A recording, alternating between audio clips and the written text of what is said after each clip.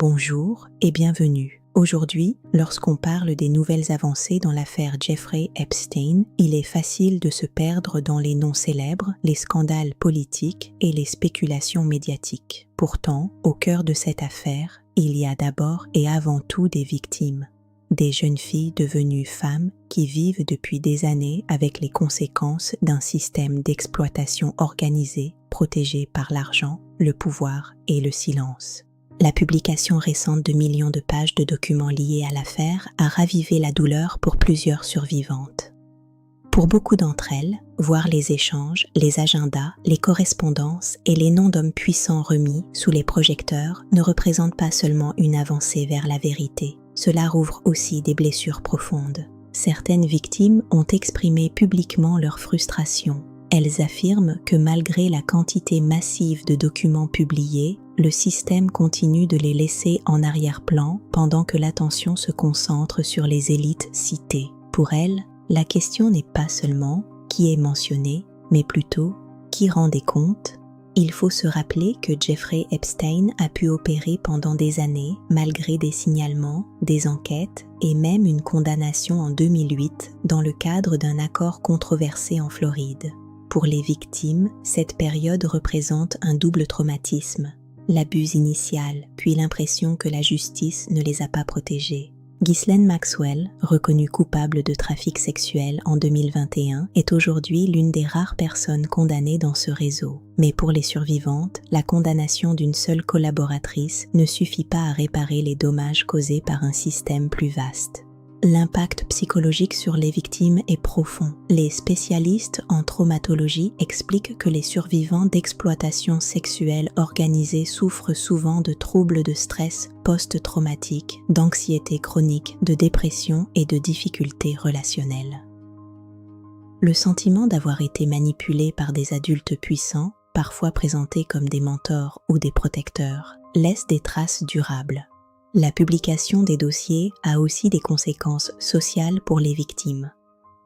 Chaque nouvelle vague médiatique les replonge dans le débat public. Certaines sont sollicitées par les médias.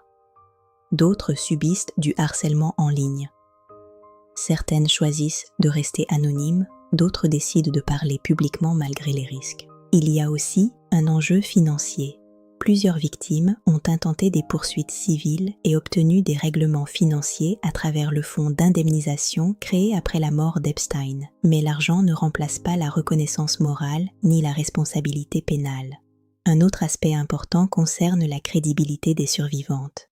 Pendant des années, certaines ont été mises en doute, attaquées ou discréditées. Aujourd'hui, le fait que des documents officiels confirment l'existence d'un réseau organisé renforce leurs paroles. Cela peut représenter une forme de validation, même si elle arrive tardivement. Sur le plan institutionnel, l'affaire a mis en lumière les failles du système judiciaire. Comment un individu accusé à plusieurs reprises a-t-il pu bénéficier d'accords aussi favorables? Pourquoi certaines enquêtes ont-elles été ralenties ou limitées? Ces questions ne sont pas abstraites pour les victimes. Elles représentent des occasions manquées de protection.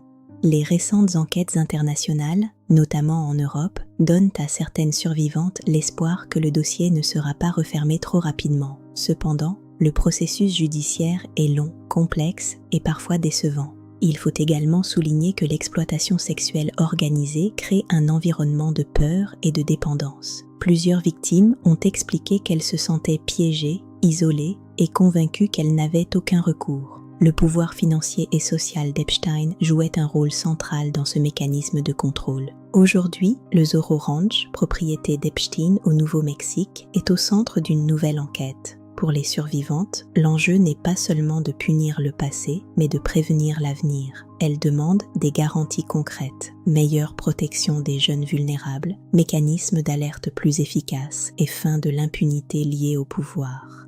L'affaire Epstein a exposé une réalité dérangeante. L'exploitation peut prospérer lorsqu'elle est entourée de silence, de prestige et de complicité passive. En centrant la discussion sur les victimes, on rappelle que derrière chaque document judiciaire se trouve une histoire humaine.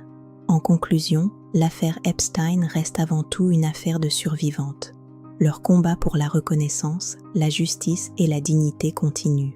Et c'est peut-être cela le véritable test de cette affaire. Savoir si le système écoutera enfin celles qui ont été réduites au silence pendant trop longtemps. Saurons-nous enfin écouter celles qui ont été réduites au silence? Partagez votre avis, abonnez-vous et partagez cette vidéo. À bientôt.